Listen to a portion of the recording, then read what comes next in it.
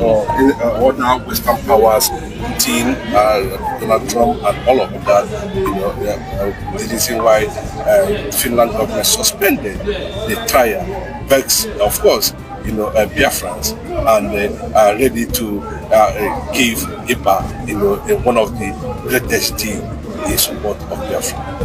All right, thank you for having me. I think it is a global recognition that the Nigerian state or government is lacking of what we call integrity. When the Nigerian government tell you that this is what has happened, I believe you need to verify not twice, but I think 4 times. Let me tell you one of the lies of the federal government. Remember when Lagbaja, the chief of army staff, died? The federal government actually lied that the chief of army staff was never dead. You know who broke that news? It was Simon Ekpa. It was Simon Ekpa that said that he can provide materials that this man is indeed gone. He died, I think, in an international hospital. And 3 days later, the Nigerian government has accepted that after Simon Ekpa has exposed their lies. Today, with the emergence of Donald Trump, who in the recent time has been engaging the Finnish president, who is Alexander Stubb. I mean, they just had a meeting, I think about 72 hours ago.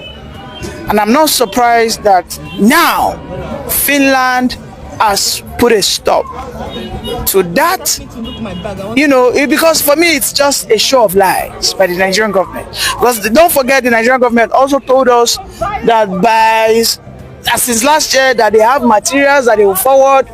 We are in March. Today marks April 1st. So in more than 4 months, Nigeria has not been able to convince the Finnish government that whether Simon Ekpa is a criminal or not. They don't have any say, they do not have any fact. All they do is blackmail. Is that not what they did to Ojukwu in 1966 to 1970? How they blackmailed him? How they took him to Abuja Call? They blackmailed him, saying that he is a what? He's a genocidal human being. I mean, was that not what they made him? Today, they do not. The Nigerian government, the Nigerian state, does not want to see Ojukwu as an hero. They call him a villain. They call him someone who pushed his people into a massacre. The same thing they want to do for Simon Ekpa. But not everybody has a soft head. Some people indeed have a coconut head. And I must agree, Simon Ekpa is one of those people that his head. There's an adage, they say that a head that break a coconut, not a drink. People like say, Simon Ekpa head wants to drink this coconut water. Because everything seems to be falling in pleasant places for this very young man. A very vibrant young man in his mid-30s, going to his 40s. He has been able to demystify all the lies that the Nigerian was founded upon. The lies of one Nigeria. The lies of a country that is united in peace and justice, which is all lies. Donald Trump has been following the Nigerian news, the Nigerian politics. You can see how the Igbos have been intentionally marginalized, which of course are the outcry of this freedom fighter, Simon Ekpa, nnamdikanu, because that is who they are. These are men who are simply fighting to liberate their people. They are not seeking to destroy the country. No. Let us leave. Let us extract or eject ourselves from this conundrum. A system that has been designed never to work. Nigeria will not work for as long as we practice this kind of unitary system. When Nigeria had its greatest success was when everybody was on their own. Michael Okpara was dealing with the old Eastern business. You know, we didn't have this issue of incursions by the Fulanis, whereby they were now converting on the oil and gas in Imo, Owerri, Abia. So these are the things. Simon Ekpa's case has exposed the many lies that has been told to the international bodies. You know, Simon Ekpa's men challenged Christopher Musa, let us meet at the international court. I don't know, maybe you have seen him there, but I know his shadow has not stepped foot into the court because he knows he dare not. Ever since Simon Ekpa's issue has gotten this global recognition with the emergence of Donald Trump, have you forgotten that Christopher Musa was disgraced? Canada told him, where you what are you coming here to? You people that have no respect for human rights, no regard for human rights. You know, Christopher Musa wanted to attend an event where people are being celebrated for their show of heroism. They told Christopher Musa, you are not welcomed. I mean, we saw all of it. New Rubadi said, to hell with Canada, to hell with a people that can literally deal with Nigeria within a twinkle of an eye. Then you're telling them to hell. You see, the likes of Alexander Storm are people that have what we call sense of reasoning. I must commend him. Initially, you know, all of us were sort of, what is going on? Why is Alexander Storm now compromising? Because as far as we're concerned, Simon Ekpa is a citizen. He's also a politician. He's a prominent personnel in Finland. He's not just an ordinary Finnish citizen. He is married to a Finnish lady. He has served in their military. He got to an high rank. He is also into their politics. So he is not just a pushover. A person who is a lawyer by profession in Finland, Simon Ekpa, would not just set himself up for such a cause if he has no evidence to back himself up that he is not into criminalities. His arrest, wherein there were so many allegations that it was even the Nigerian government when they were raising funds, okay, when they were raising funds, that some Nigerian government at the subnational level pushed illegal money into the Biafran account, and that led to the red flagging of that account, and they called him for what? For interrogation. I haven't gone through the interrogation. Then immediately the Nigerian government wanted to see this opportunity. He's a terrorist. They asked them, how has this man terrorized you? When Nigerian government wants to provide one, the Biafran government in exile has provided 1,000 evidence that now Nigeria, they even terrorize us. Just some days ago, another one happened in Ehamufu. Fulani herders went there. They have done this thing, you know, they did it in 2 occasions within a period of 1 month. February 18, they attacked that same village in Ebonyi that borders with Enugu. Again, in March ending, they went again to attack. And these are evidence that the Biafran Republic government in exile will show to the Finnish government. The Finnish government they've had so many evidences. You know how they bombarded Alexander Storm emails when this scenario of Simon Ekpa initially started? Because then the Biafran government, the chief of staff or Abuese, they were compiling jubilation among Biafrans all over the world. They are celebrating the Finnish government and latest. And Simon Ekpa, from his hideout, according to a report, has accepted the plea or the apology in that regard. Well, if the Finnish government apologized to Simon Ekpa, I don't think it is enough. I think there should be a financial incentive for him, because there is no justice when the right or the appropriate compensation is not given. I think the Finnish government made a mistake to ever think that they can trust or accept an iota of stories from the Nigerian government. I can go on and on and on to prove how deceptive the Nigerian government can be. You know, we must call things as they are. I might be living in Nigeria, but I know that there was a time they told us that this is what they are doing, and we found out that it was the opposite. And then these lies has now quadrupled under this administration of the APC, unfortunately.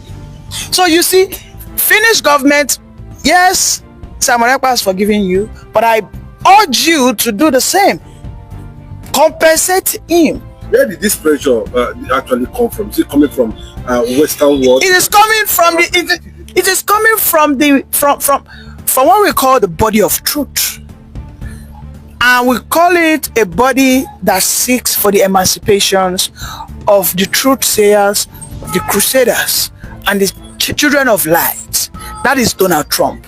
Let me tell you, Donald Trump has vowed that under his watch, Christians or Christian nations or Jews who represent the light, who accept or agree what we call human freedom, not human enslavement, that he will not allow it in any way to thrive.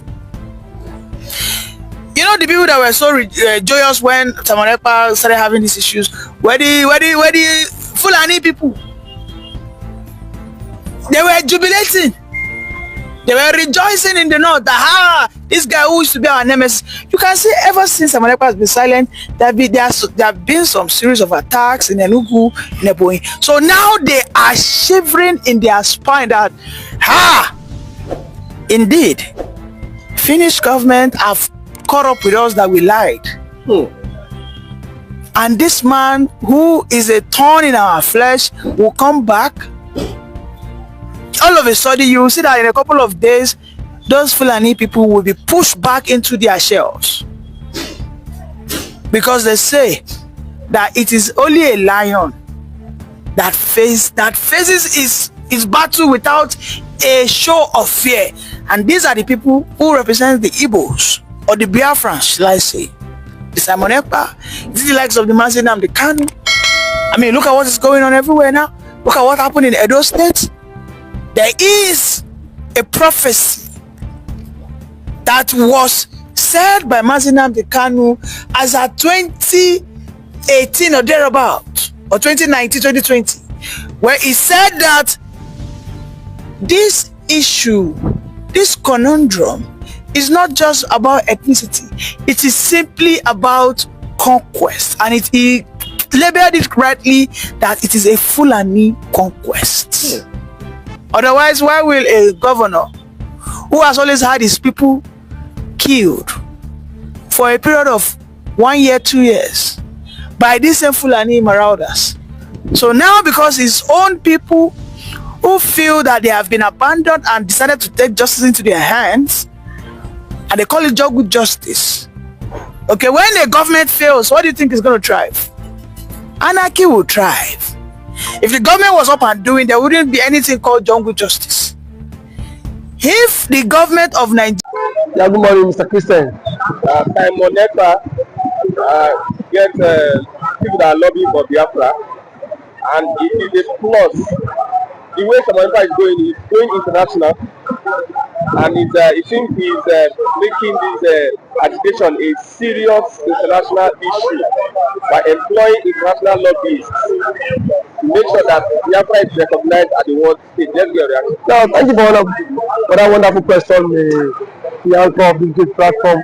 First and foremost, I want to say Simon Ekpa has come out to say, or has outlined countless times, that he said that the Nigerian government cannot win Biafra with a barrel of gun for a second time. Now when he said that, see, Nigerian government cannot win Biafra with a barrel of gun, it means that nobody needs to die for them to exit Nigeria. Now, Ojogun fought Biafra in a different dimension. Now, nnamdikanu did it via his own direction. So Ekpa is taking it globally, and now we've seen world body recognize Biafra.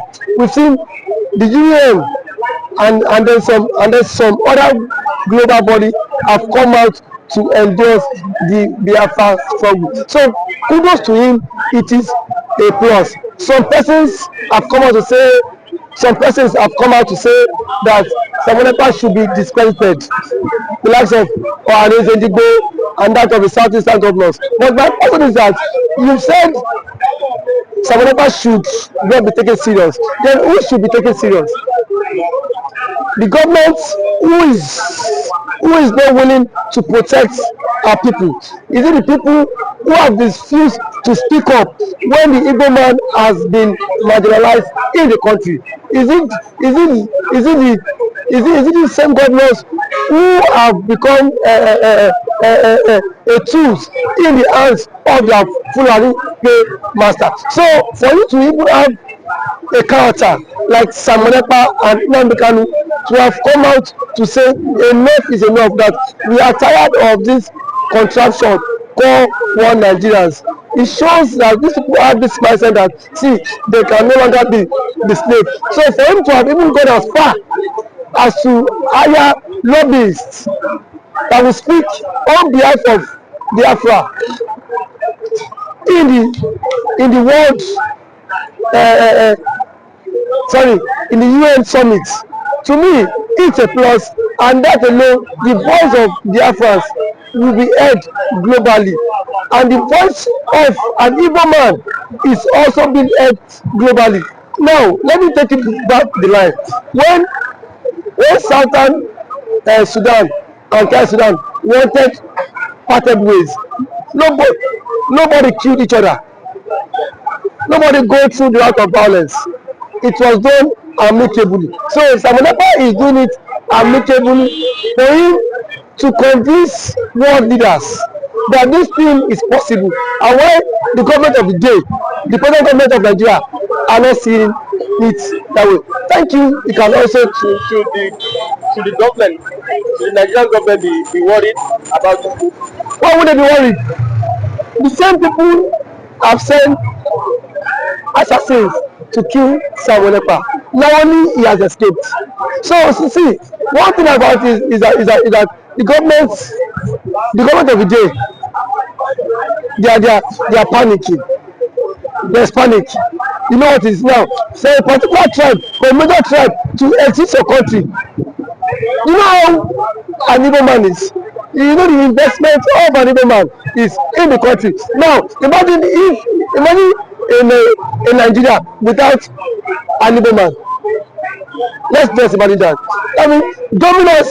That means the Hausa man would now dominate virtually every government parastatals in Nigeria. So now the reason why the Igbo man is still believe that's Nigeria is because the Igbo man is still in the contraption called Nigeria. And eventually, if the Igbo man leaves, my brother, the Yoruba man will know the true meaning of Nigeria, and then we now know who owns Nigeria.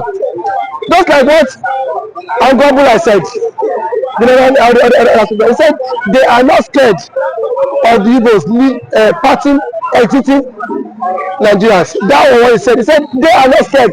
Indirectly, that means the other tribe would not have sense of belonging in the country, and we know it. I know it too. And every normal man now has the spirit of dominance. You cannot dominate him. If a Fulani man has the spirit of dominance, for you to dominate him, it will take ages. In every population, you cannot dominate them. So one thing is that Ojukwu have foreseen this whole thing. That was why he championed this Biafra struggle. And now, gradually, it is now becoming a reality in this contraction called Nigeria. Now, there are some Igbo men are even tired of the system called Nigeria, just because they feel their brother is still in president. Man, my brother, I can bet you, come 2027, the Yorubas will be championing own the Oduduwa Republic more than the Igbo man. I can bet you that. That I'm very certain of. Yes, we will certainly because it is certain when their president, when their father is being kicked away from the presidency, already there is a plot, and which he himself cannot escape. The president himself knows that there's a plot, and then the big shots in the north are formed alliance. You know it. RFI, a powerful influence in the north, is not in the league. Sorry, is not in good terms with the president. And now nobody can take that factor. What RFI did. Honestly, that made President Tinubu emerge as the president via his own influence. And then we have also the likes of Angulai, which is the chairman of the Northern Others Forum. He said post election that the others would have supported Tinubu, but come 2027, Tinubu will not get their support. So what does that mean? Now if the average left person is not giving the vote, now where will they get the vote? It should come by 2027. The same thing the universe have been after the votes for. Now they will be the master mind of it, because I can bet you by 2027 Yoruba will stop, and that's the slogan that will continue the trend, is that we are tired of the country, we want to follow the suit of the government and exit the country. And then the government now will not take them, thank them for being unserious, because now that the government is struggling for the exit, we are saying the government is not serious. There are claims that the government is not serious, but I can bet you when the system will also catch up with you, then you will know why the government has been championing to exit. Thank you for always coming.